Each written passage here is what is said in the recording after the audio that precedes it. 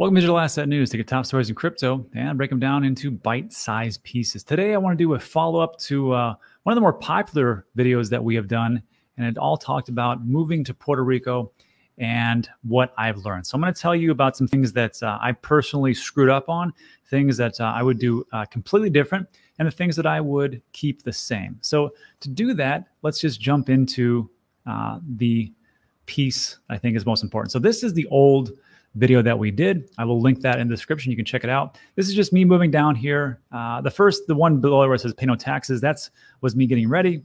Then Puerto Rico part one. This is me when I was here for a little bit of time and to see just how things were going. And now I want to move into a little bit more into what I've found out. So first of all, let's just do a quick review. There is a lot of confusion about Act 20 and 21 and Act 60. Act 20 and 21 was the very first part, and it was written in 2012.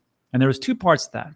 The export services tax incentive, which is if you're a corporation, you could move over here, only pay 4%, but you'd have to export those services of whatever your corporation did. Like you couldn't move here and import some basket weaving franchise and just only sell baskets to Puerto Ricans. You'd have to export that to wherever other countries that you could. The next part was the investor resident individual tax incentives. And what that was for people who were like cryptocurrency investors or Wall Street guys and gals who wanted to not pay capital gains tax. So those Act 20 and 21 was actually rolled into Act 60 in 2019. And just like I talked about, here was the incentives. First of all, no capital gains, dividends, or royalties.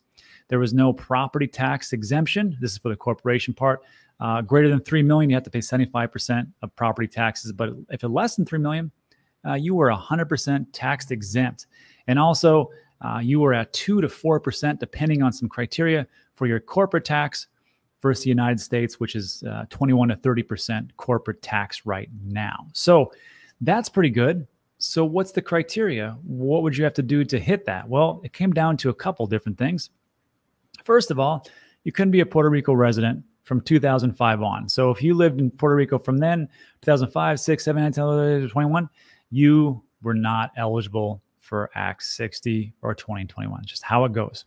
Then there was 3 tests you had to prove: the presence, closer connection, and home. Presence means if you want to get this Act 60, you have to be here 183 days, hard stop. There is nothing around that. Next part was closer connections. That means that if you lived here and like your family lived someplace else, another country, that didn't fly. If family, significant other, kids, they all must live with you in this area in Puerto Rico, or else you wouldn't hit the criteria. And lastly, it says home. And what this means is you have to purchase some type of property within 2 years of moving to Puerto Rico. Like you can't just Airbnb forever. You got to buy something here. And that's one of those things that helps to assure that you are a real resident. Also, there was an annual donation. And every year, if you want to keep hitting that Act 60 for no capital gains or no interest for your corporations, you have to put in $10,000 annual donation to 2 nonprofits of your choice. So the $10,000 must be to 2 nonprofits, which would equal up. And we're going to get into the details of that a little bit. Also, there's a $5,000 one-time reporting fee. For corporations, you have to incorporate in Puerto Rico, fill out the paperwork, pay some dollars for that. And then also, if you made more than $3 million in revenue, you got to get an employee. If you have less than $3 million, don't worry. You don't have to pay for any employees, but it's good to bring jobs here. And I'm going to tell you just how important that actually is. So this was, for me, when I got into this, I was like, this is why I thought it was a pretty good idea to move to Puerto Rico. And it made sense at the time. And it really did. First of all, tax savings now. I thought, and the individual that I talked to, who will remain nameless, that legal individual told me, and they wrote an opinion, that, hey, everything that you bring over will be tax exempt. I don't care when you bought it. I'll write you an opinion, and that was it. Well, I've talked to many a CPA, and they're like, that's not going to fly. You can try it. You can try it. But in all honesty, the IRS is going to really crack down on this. So it's up to you if you want to give it a go. And I was like, no, I've already tussled with the IRS. And if it's going to be that flimsy, I don't want to deal with it. So when I moved here in April, that means everything from April 2021 before, I owe capital gains tax on. And everything after April 2021, I don't own capital gains. So it all depends on when you move here. That's when your capital gains, but you cannot get around it by moving here and going, I don't know anything. It doesn't work like that. Second thing was the weather. That was gonna be pretty great. And in truth, it is. It really is. I thought there'd be new challenges and also connections in community, because there is a heavy presence of crypto OGs or people who have been around for quite some time here in Puerto Rico. So this is why I thought Puerto Rico was a pretty good idea. However, here's why it was actually a bad idea. And it comes down to this. So the first thing, like I said, tax savings. I didn't save too much on tax because the majority of what I bought, where most of my gains were, was from dollar cost averaging, which I think you know if you followed me on the channel. I've dollar cost averaged since 2017. I was buying Bitcoin when it was 5, 6, 7,000. Cardano when it was 7, 8 cents. Ethereum when it was $200, $300, $400. But I will own capital gains. So it's not going to make sense, not now. Also, it's expensive to live in Puerto Rico. I don't know how people here do it if you live here and work here and don't have a really fantastic job. It's super expensive. I'll give you some examples in a bit. As far as connections, I could have done the same thing at home. I'll be honest with you. I have made so many more connections just through Twitter and my YouTube channel and different channels that's it's actually astounding. You don't have to really physically be anywhere to make connections. It helps, but you don't have to. And then also there's this thing called Yankee Go Home, #abolish Act 60. And this is important for a number of reasons about where I have seen Puerto Rico is and where it is potentially going. And let's just back up before we go any farther, because I need to bring some information to light, which I think will make a lot of sense moving forward. So first of all, where the heck is Puerto Rico? And if you don't know, here's Puerto Rico. There's a nice big red piece here. This is Puerto Rico down here. So here's Florida, Miami. Here's the Bahamas. Here's Turks and Caicos Islands. Very nice place. Here's Cuba. Here's Haiti, Dominican Republic. This is Puerto Rico, right by the British Virgin Islands, St. Lucia, Barbados, blah, blah, blah, right? Here's Jamaica. And over here, here's Honduras and Guatemala, Belize. So this is Puerto Rico, not as close to the mainland U.S. as one might think, but that is exactly where it is. And as far as Act 60, you can, I'm going to link this in the description. You can read the entire law. It's in Spanish. So, have fun with that. If you don't speak Spanish, it's a little difficult, I think. And then here's the actual law, Act 60, signed into effect 2019. You can also read this. I will link in the description. Now, as far as corporate taxes and America, I don't know where you're at, but for the U.S., the U.S. imposes a tax on the profits of U.S. resident corporations at a rate of 21%. Now, just to be crystal clear, corporations don't pay 21%. There's this thing called deductions, so they don't pay as much, that's for sure. But it was reduced from 35% in 2017. And we get a bunch of taxes, about $230 billion in America, which is 7% roughly of the total federal revenue, down from 9% in 2017. So you can see why it's a little attractive to go from 21%, maybe down to 4%. But it's not only just on the federal taxes for corporations.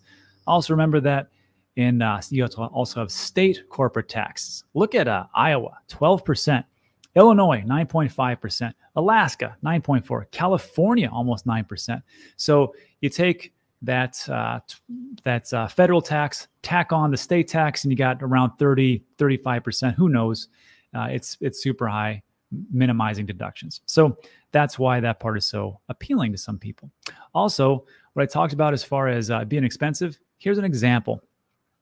This is just Walmart website. And if you're in El Paso, Texas, here are the prices today. You're welcome. A gallon of milk is around $3, just so you know. All right. Also, if you take a look at what we have for this place called Supermax, and if you're in Puerto Rico, you know what Supermax is. It's a grocery store. It's a chain, and it's in every block, it seems like. There's all over the place. So a gallon of milk is around $6, $7. All right. Here's some other stuff. Here's some Lunchables and some almond milk, $3. Okay.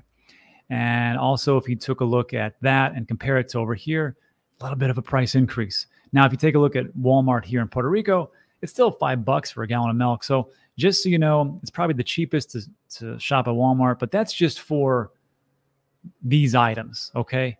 If you take a look at gas is higher, clothes are higher, vehicles also have an import tax. Everything has a damn import tax. So just know you're going to pay a lot of money for everything. And then going to restaurants, super pricey. So that's just so you know, one of the things that I was now made fully aware of. It's expensive to live here. Also, the abolish Act 60 part. This is going to follow you. If you're from America, this is going to follow you wherever you're at. Okay. And it's not as, it just depends. But the reason I'm bringing this up is because it's important that you understand why I'm going to recommend certain charities as opposed to other charities here, and where I think that there is a lot of good to be done in Puerto Rico. So I'm going to go over this as quickly as I possibly can. So this is an article written about a year ago. Influencers, developers, cryptocurrency tycoons, how Puerto Ricans are fighting back against the outsiders using the island as a tax haven. First of all, you will see this beautiful house behind me, right? Beautiful. This was not sold to me by a German. This was sold to me by a Puerto Rican.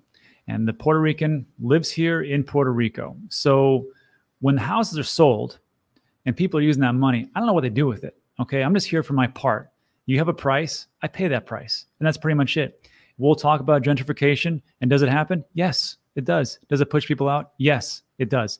However, is that the primary reason for everything? I don't think it is. And I'm going to talk to you about that right now. So let me scroll down here. There's just two parts. Abolish Act 60. This article states the government says Puerto Rico needs the money. I cannot deny that. Whoever set up Act 60, not really that great. I would have been okay with paying a little bit of taxes on capital gains. That's just me. You can talk to me in the comments. But it states here the island currently has an unemployment rate of 9% and has been in a recession since the tax incentives began. So I'm going to tell you that's not true. This Act 60, this is not when the problems began. It happened a long time ago. Here's an article from 2015. Tax policy helped create Puerto Rico's fiscal crisis. There was a program called Section 936. Puerto Rico, one of the central drivers of its economic growth, has been the U.S. tax code. True, for over 80 years. The federal government granted various tax incentives to U.S. corporations operating in Puerto Rico in order to spur the industrialization of the island. I don't think that's the best thing to do. I think they could have done it with a little bit more taxes, but whatever. I'm not here to debate that.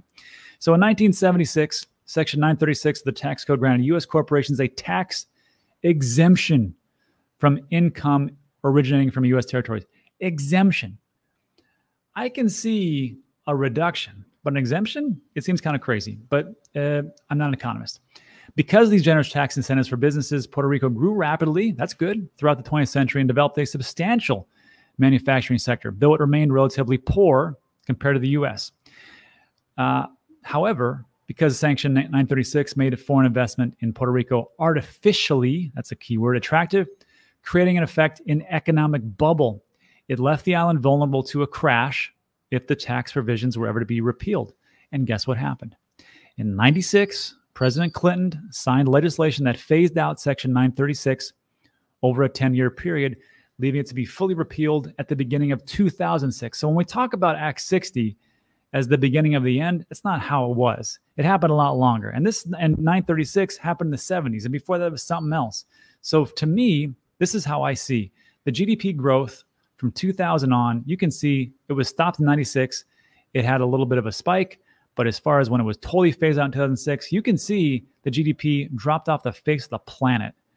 2006 also marked the beginning of a deep recession for Puerto Rico, which has lasted until today. And just so you know, as far as the pharmaceuticals companies, they're the ones that took advantage of it. And there's nothing wrong with that. Those were the laws that they had. So here, just so you know, pharmaceutical companies generated more than 18,000 jobs in Puerto Rico. It pays more than $3 billion in taxes, and it generated more than 25% of the island's GDP for the past 4 decades. So you can see why that was actually important for them to come here. But no tax, kind of crazy. But again, I'm an economist.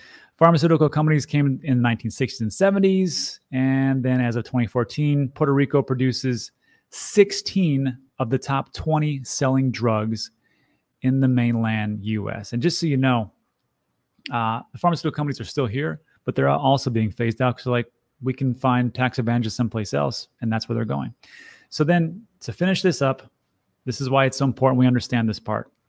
Here's the poverty rate in Puerto Rico. I can only go back to 2005. Actually, I looked before that. There was some data, it was around 40%. Poverty rate in 2005 was still 45%. And you see in 2006, when everything stopped, it went up, then it went down. And then, of course, in 2012, when you had Acts 21 and 22, it actually wasn't too bad, 44, but it's still the same as in 2005. It dropped off in 2014 and 15, now to 43. And now we're actually at a lower point than what we were before. So not too bad so far. However, if you look at poverty line at 44%, I think that's awesome. That sucks. Here are the 10 states with the highest poverty rates in the US. Mississippi leads the pack at 20%. Puerto Rico is double that. But I think there's a potential reason for that. And I will say this, you can only learn things from being here. And I've got friends who are in construction that have lived in Puerto Rico almost their entire lives, pretty much their entire lives. And they tell me this, they go, Rob, the poverty rates are a little bit different. Because here's the thing, for construction-wise, people do not want to get paid on the payroll. Why not? Well, it's because they can gain a ton of money through government programs, but they have to stay unemployed. So we pay people in cash. Does it happen everywhere? No. Does it happen somewhere? Sure. Are those numbers as far as poverty correct? I don't think so. But is there a poverty problem? Absolutely. So there is a gray economy. And again, you can only know that unless you're actually been here and talked to some people. And that's what I have known. I will say this, though. This leads me to my last point. The household income in Puerto Rico is $20,000. $20,000. Is that because of poor education? No. Bachelor's degrees, 27, about a quarter of people. Employment rate, 38.7. But I want you to hone in on this number right here. The total employer establishments, 44,748. Let's compare this to the great state of where I'm from, Texas. Household income is 64,000. Are they smarter? Debatable. I'm from Texas. I'm not that smart. Bachelor's degree, 30%. It's pretty much in line with what we had over here, 27%. Employment rate, 61%. Employment rate, 38%. And this number, again, this is in Puerto Rico. Total employer establishments, 44,000. How many do you have in Texas? 609,476. So when you take a look at what's going on, there's no jobs, or there's no jobs that pay pretty well or enough to get things going. And this was a study in 2017. Why did Puerto Ricans move to the mainland? It's job related. It's the jobs. That's really what it comes down to. So I know there's a long explanation, but it's going to kind of shape the things we're going to talk about in a little bit as to where things are going and where I see or where I'm going to be putting my efforts and money into as far as nonprofits. So let's stop that one and let's jump back real quick to what we were just talking about as far as why it was a bad idea. So we've got this up. Now we know of why. Let's talk about the hows. There are positives of the move that I can tell you right now. And one of those, of course, is if you want to move here in Puerto Rico, look, I don't know where things are going as far as the crypto market. It is March 7th, 2022. Ukraine has been invaded by Russia. The world is on fire. The market cap has gone, from 3.1 trillion all the way down to 1.8 trillion in not too much time. So I can't tell you what's going to happen, but I can tell you that in the future, this is the time to plan. And this will be the time to take a look at options. I'm not telling you what to do, not investment advice, just investment opinion. So one thing that is, I would say, is in the future, it's going to work out pretty well. The positives for us is the rentals or the property that we did buy. We learned a lot from being here. We learned what the people are going to need. We learned that there are management companies people who live in Puerto Rico who we hire to manage our properties, because I think that's the best idea for us, and it actually helps with the economy.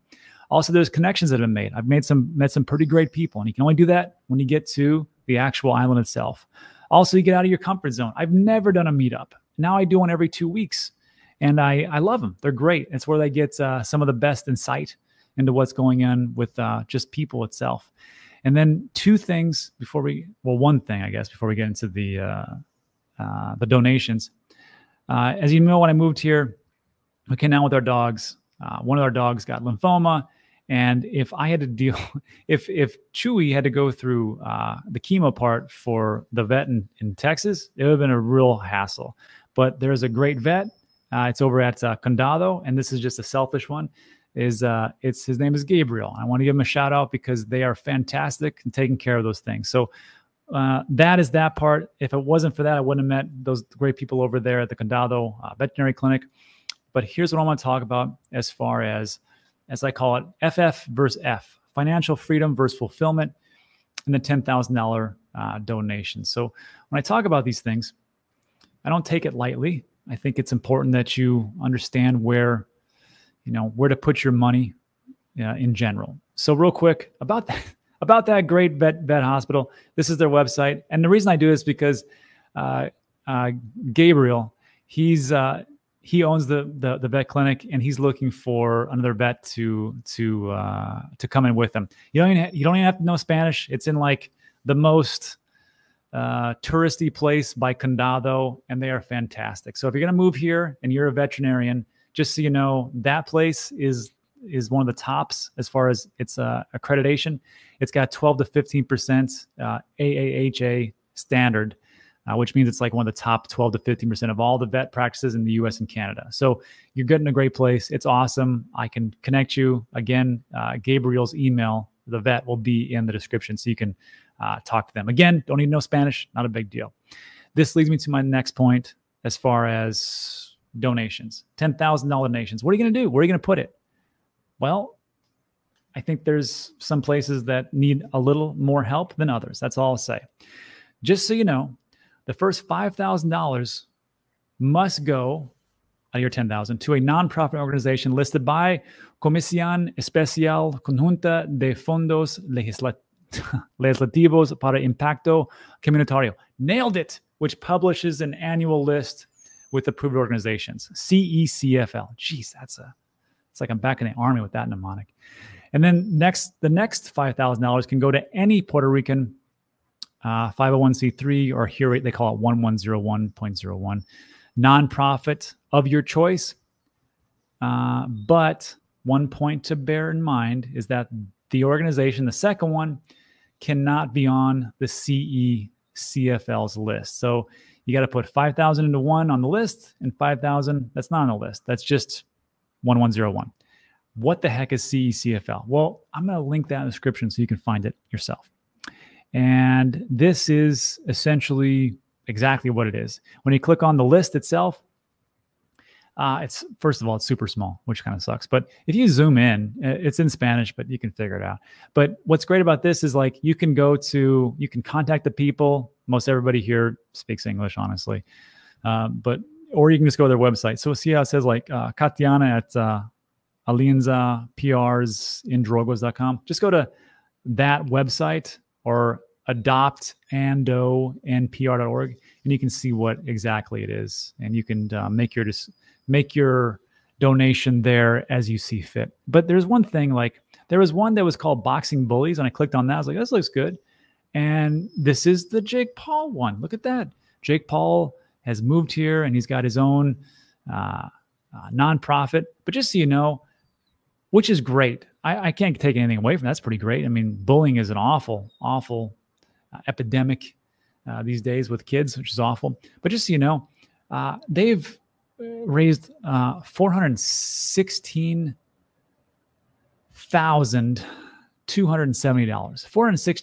$416,270. That's a good amount of money, right? That's great. Good for them. I think, and you can donate to that, but like we just talked about, I think there's some issues that we need to address, which is people need jobs. And that's what it comes down to. So I'm going to give to 2 organizations, and one of those is ProTechos. So ProTechos, this place, it actually, let me show you here. This is a place that trains people how to be roofers, how to install roofs, and they do it for free in the community. So they work closely with the community. They network with the local community leaders and religious institutions to locate the most urgent cases, like elderly people who don't have a roof. And they train these individuals, these people who want to learn. They pay them to actually install the roofs, and then they can go and work in any construction site they want to. They prioritize homes with children, elderly, or sick occupants. And how it works is, I thought it was pretty cool. And I actually met, this is Emily. I met her at one of the meetups, matter of fact. And she said that she had a nonprofit. I'm like, great. And this is how they do it. If you're a trainee, you get $7.25 an hour just to train. And they teach you how to be a roofer, which I think is pretty great. And if you want to stick on, they can, if you want to be a trainer, 12 to 14 bucks. But trust me, if you're in construction, you're making great money, especially here in Puerto Rico. It is pricey to get good people. So I think this could be one of those great ones. So the program draws from residents who are willing and able to work, providing them with carpentry training through hands-on education, paid minimum wage, everything else. And what's great about this, when you donate, you can use PayPal, ATH, which is here, the local app, or you can use cryptocurrency. And also, if you click on About Us and click on Contact, if you don't want to I don't know how that's going to work because I have to show that I actually paid the $5,000, they actually take checks, which is crazy to me. But they do take checks, and you can prove it and all those things. It's kind of hard to donate with blockchain and then prove on the blockchain and so on and so forth. But Emily, she sends letters out to everybody. If you have any questions, this ProTechos will be a link in the description. I think it's a pretty great thing. And then also, when we take a look at jobs themselves, I think that we can all agree that developers are in high demand. So this was another gentleman I met at one of the meetups. His name's Adam. And this is a franchise called Holberton School. And what they do is they train people to become full stack developers. And they do that in 10 months. And it's a pretty intensive format. But here's how it works. So when you go through this process, and I'm going to link this here, it's specific to San Juan, Puerto Rico. When you go through the process of learning how to learn how to be a full stack developer, you don't pay a dime in tuition. They actually put that off until afterwards. So once you're done with the training, then you pay back only if you get a job and become a developer. I personally don't see how you wouldn't get a job as a developer. That seems to be a pretty big thing. And they teach all types of things as far as computer learning, blockchain, all this great stuff. There's a link, and you can sign up and see how it goes. There's some things to note here about the school. First of all, it's $50,000 that you're going to pay back. However, full stack developers make some pretty good money. I'll just start with that. Second of all, it's very intensive. So when you go through this, the nonprofit part is as such. When you go through it and you're like, hey, I got kids to feed, I got a family to take care of, and you can't make it, the nonprofit part, it pays you between $500 and $1,000 just to be a student there. And that comes from us. That comes from the people that donate there. So you can go to school, tuition free, you pay back later. So it's not tuition free, I suppose. But you also get paid $500 to $1,000, whatever you need for your types of expenses to take care of your family. And hopefully after 10 months, you can make it and go through there, and then you don't have to pay that part back. So that is the non-profit aspect of becoming a developer. And there's one more caveat, and that is that for this process, when you sign up here, you're going to take a test. And that test is pretty hard. And from what Adam tells me, usually 1 out of 10 people can get to the test. So if you think that if you're watching this and you're in Puerto Rico, you're like, hey, I'd like to be a developer, go through this, see how it works, and hopefully you can get through the application process and become a full stack developer. And that is where I think things could potentially go. I'll be adding more things on there as far as for jobs, but in my personal opinion, I think Puerto Rico is a great place.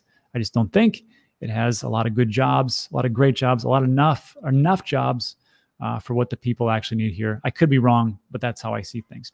All right, so that takes care of that little piece. And let's finish this up with talking about the last sections as far as like living. So for right here, would I do it again? That's the real question. Would I do it again? Yeah, I would do it again. And I would just change a couple of things. First of all, who I signed up with, I can't recommend that group again. And I'm going to tell you who I would have you sign up with as far as if you want a more hands-on or a hands-off approach. Second of all, I would set up a CPA from the very start because you want to know exactly what you're getting into and you want to get all your bookkeeping in order, especially if you're a corporation. And then also I would have, CryptoTrader.tax is what I use for my taxes. I would still use that because I could just put that in and get my CPA, but I'd find a CPA first. Also, I would be studying Spanish rapidly because if you want to fit in, a lot of people speak English. That's true. But if you really want to fit into a Puerto Rico and culture, you want to speak the language of the island. It's just, I can't explain it, but if you really want to be a part of the things, that's the culture. So Spanish, and I'll tell you how I'm doing it.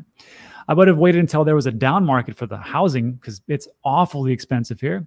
And then also I would do it again because there are talks that Act 60 might be going away, but it's been talking about that for a while. But you never know because there is some unrest in the legislature.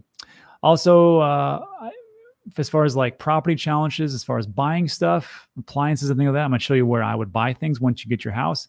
And then also to meet people, there's a secret list I have for you, and I'm going to tell you how to get it and all those things. So real quick, let me go over this in a nutshell. I think this is also as important as I can make it. So if we take a look at, first of all, who I recommend, it depends. Do you want to have a hands-on or a hands-off approach? If you want to have like more of a hands-off approach, there's this website called relocatepuertorico.com. And it talks about, this is Act 60, and the two we talk about, export services, investor resident. Here's how much it costs. First of all, if you're a corporation, it's free. They do it for free. And they say, we're a qualified promoter with the Puerto Rico Department of Commerce. We are compensated by the government, not you. You will still need to pay the standard application fees, which isn't much, like $700. They give you a business plan, a business structure, LLC creation, application. And first of all, I have no affiliate with these people. I have no affiliation. They're not paying me a damn dime. I just found them. I went on the phone with them and just talked to them like, do you guys still do this? And like, yeah, of course we do. What do you, have you heard of us? And no, I have not, because I use somebody else. So, and then also if you're investor resident, the application is $2,000. I'm just going to tell you that I paid a high 5 figures, for mine. And that's all I will say about that, but I would not do that again. So again, they give you introduction call, case evaluation, application submission, tracking, compliance support, relocation compliance, initial setup of water, electric, internet, and cable utilities, which you're going to need to get a bank account here. And we'll talk about that in a second. And then also, if you don't have a place right now, they'll set you up with a virtual mailbox, which would meet that criteria, of presence or home. So they can set you up with a virtual mailbox, $49 per month. Now, yeah, within 2 years, you're still gonna have to buy property. Don't get it twisted, but that's a pretty good thing. And also, there was some pieces here I want to bring to your attention. So here's what we got. When can I apply for the Export Services Tax Incentive? You can apply for the Export Services Act anytime. What is the process? And this is why I say, if you want a hands-on or hands-off, the individual needs to submit an application to the Office of Industrial Tax Exemption, which is the division of the Department of Economic Development and Commerce of Puerto Rico. Have fun going down there and filling out that paperwork and finding the place and getting it right and everything else. You can do it. But again, why don't you just go to some place like, this or the lawyer who I'm going to recommend pretty soon for a hands-off approach. How much does it cost? $750 application fee. So that's pretty good. What's the start date for my services decree? The export services decree is retroactive to the date of filing. So even if you don't get approved for 6 to 8 months, it'll go retroactive to the date of filing. Do I need to move to Puerto Rico for the export services? Again, this is for the corporation 4% tax. No. The export services tax incentive is based on the business and not the individual. However, the Tax Cuts and Jobs Act of 2017 regarding retained earnings in controlled foreign corporations may disincentivize shareholders from living in the U.S.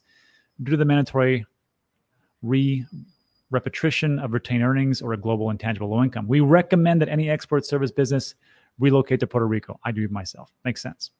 Do I need to set up a bank account in Puerto Rico for the export services? No, but it's recommended. I'm going to tell you right now, just do it. And we're going to talk about those in a second. Now, for the Investor Resident Act, which is, you know, if you have cryptocurrency capital gains or a Wall Street person, this is the other one.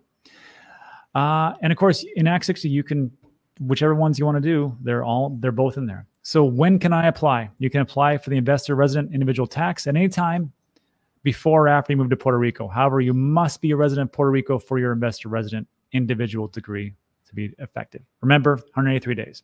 How much does it cost? Same thing we talked about. $750 application fee, $100 acceptance stamps, $5,000 one-time acceptance fee. That's just one time, but $10,000 annual donation to nonprofits, like we talked about. What's the process? The individual needs to submit an application, blah, blah, blah, blah, blah. Again, I would recommend you go through a program. How long does it take for an investor individual application to be approved? It takes about 60 days. Now, this one takes 60 days, but the other one, the one we just talked about, the Export Services Act, I don't know if I highlighted it, but it takes 6 to 8 months. It's in the FAQ. I will link this in the description so you can read all these FAQs if you want to. And then this one was interesting, these last two. How do I split a capital gain between appreciation before moving to Puerto Rico and after moving? This was my issue. There are two types of investments. Marketable investments has a public market price. Note the investment price on the day you move to Puerto Rico. This is the date that bifurcates your gains. So for me, April. Non-marketable investments. Using the days of ownership method, you would allocate your gains by dividing how many days in each jurisdiction you own the asset. If you want to do that, go right ahead. Talk to the CPA. And then lastly, like I said, this was interesting. Does my spouse also need an investor resident individual decree? Yes. Why? Factors like community property and life events like divorce or death may complicate your scenario, especially here if one has it and one doesn't. So if you're like, well, I don't know about that, so maybe just throw on the husband or wife or significant other just to be sure. And then also, so just so you know, this isn't some fly-by-night place. As I see it, like they've been quite a bit. Even like up to a month ago, Google client reviews looks to be pretty good. And here's the people. Michael founded EBFab, one of the leading investment visa companies. Sam here, managing partner at Affiliate Network. Travis, general manager at Uber. And now he's on this one. Pilar Rivera, she was is a licensed New York attorney. She's the one that's actually on the calls. Volunteer with Safe Passage, an organization that links unaccompanied minors to pro bono legal representation. It's pretty good. And then Chris here, also an attorney, and you got brokers and everything else. So pretty good company. And then lastly, I thought this was the coolest thing. I will also link this. If you want to schedule a free call, they got all this stuff you can do. They got this thing called resources. And I wish I had this. I didn't. So you got tax incentives, all the things you need. Here's the schools. If you're moving down here with the kids, you can take a look at all the schools. The real estate, we'll get into this. Airbnb works, Zillow, no. Puerto Rico MLS, no. This one called Classificados is the one I want to look at. Banks, there's really 3 banks. Scotiabank, I've only seen I don't think I've ever seen one. But it's all Banco Popular, First Bank, and Oriental. And these are the things you're going to need to set up with. And this is why you're going to need the utility bills, which they can set you up with, and everything you're going to need to actually get everything moving. Here's your utilities. Here's the gyms. And here's something that's pretty cool. Learning Spanish. That's pretty important. So those are the 2 things. That's like a hands-on. You got to do a little bit of thing. Here's a hands-off approach. This is what I would have done if I would have met Jaime back in the day. This is Jaime Aponte, Parsi, and he is the lawyer that we use for our property deals. Great guy. He's been here for decades. I mean, he's lived here his whole life, but he's been practicing for decades. In his firm, established attorneys with over 6 decades of a combined experience, tax exemption, estate settlements, condo sales, dispute resolutions, real estate. And real quick, just so you know, if you call him, I'm going to link him in the description. Here's Jaime and what you can expect.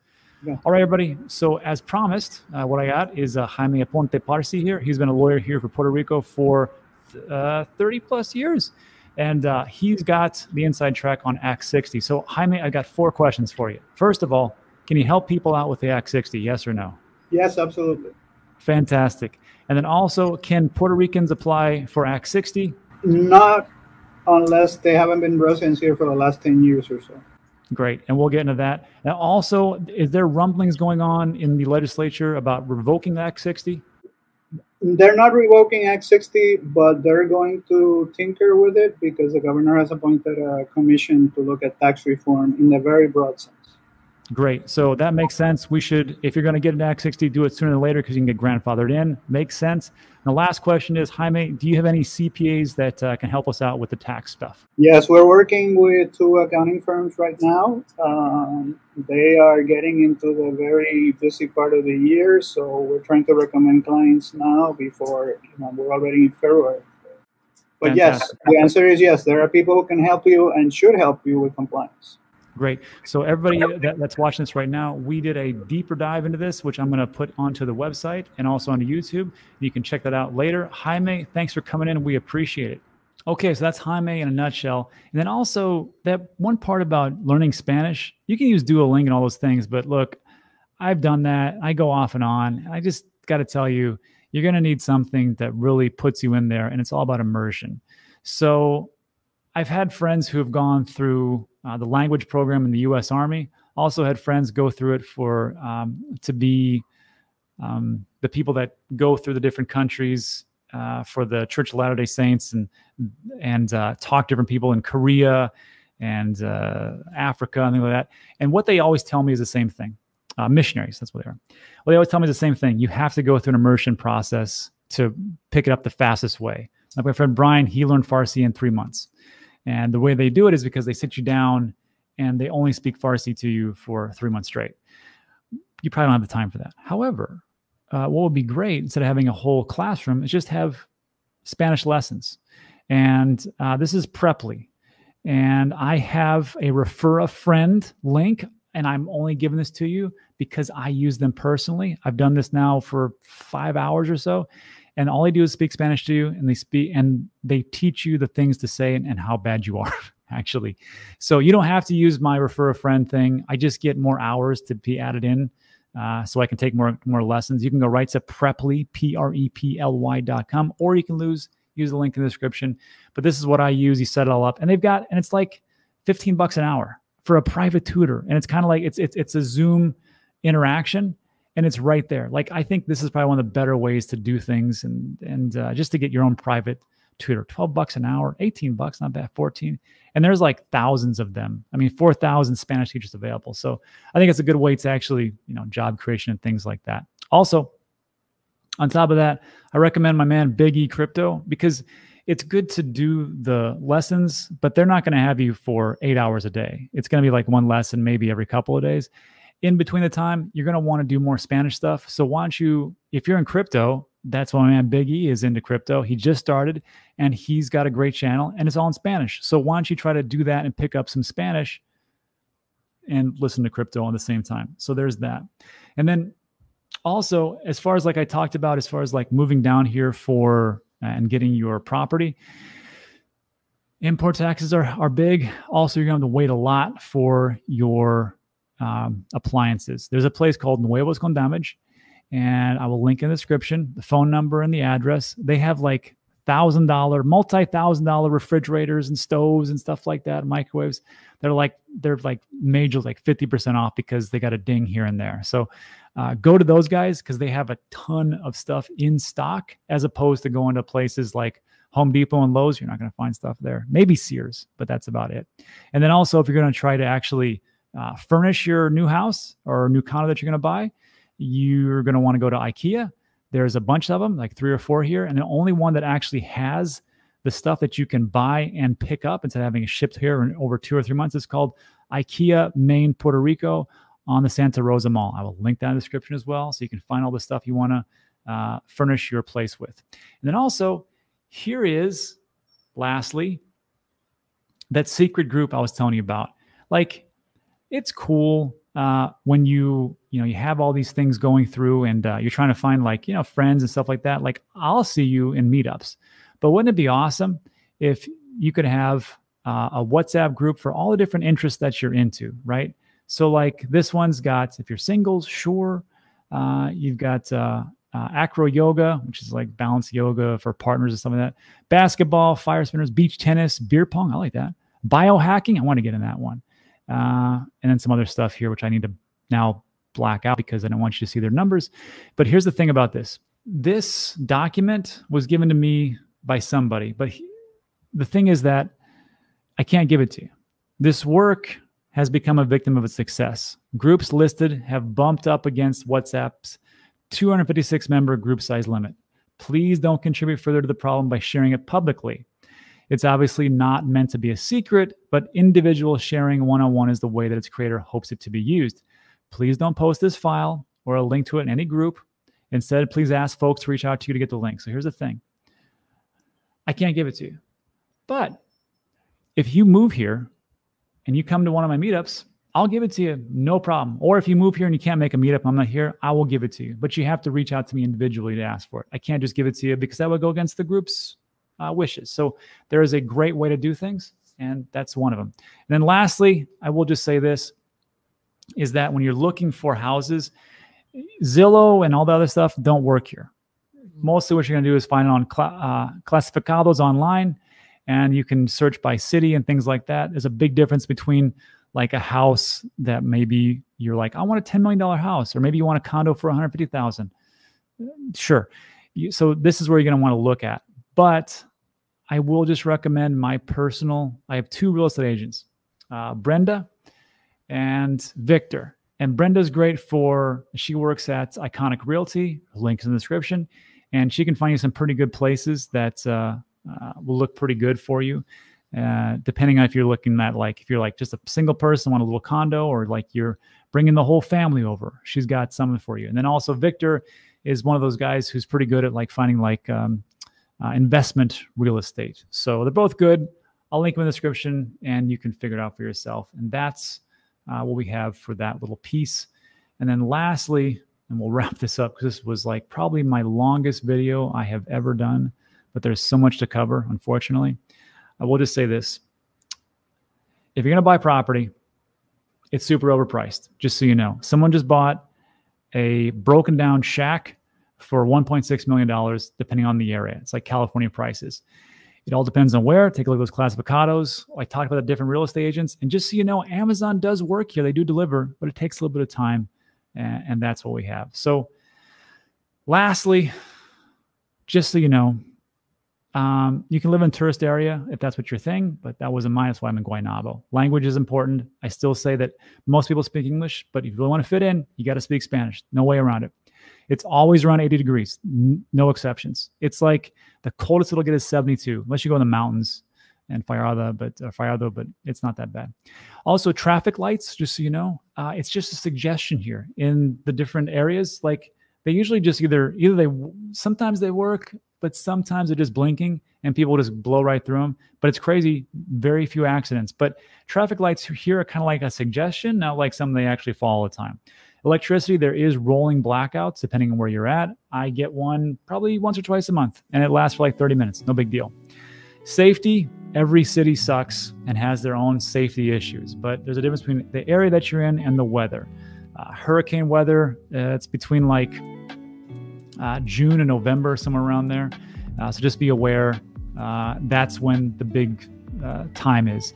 And then again, it's expensive to live here. And lastly, I will just say this: financial freedom versus fulfillment. It's all about what do you think is important to you and what you want to do. So you can live here and pay not too much, or you can really be a part of the community and try to help build it up. And that's it. So I know that was long, but that was as much as I can put into it in as fast amount of time as I can. So if you liked today's video, give it a thumbs up. Also consider subscribing. A lot of things we talk about on this channel are mostly cryptocurrency news, not Puerto Rico stuff. So just so you know, this is like a one-off type of thing. And that's it. So thanks so much for watching. I appreciate it. And I'll see you on the next one.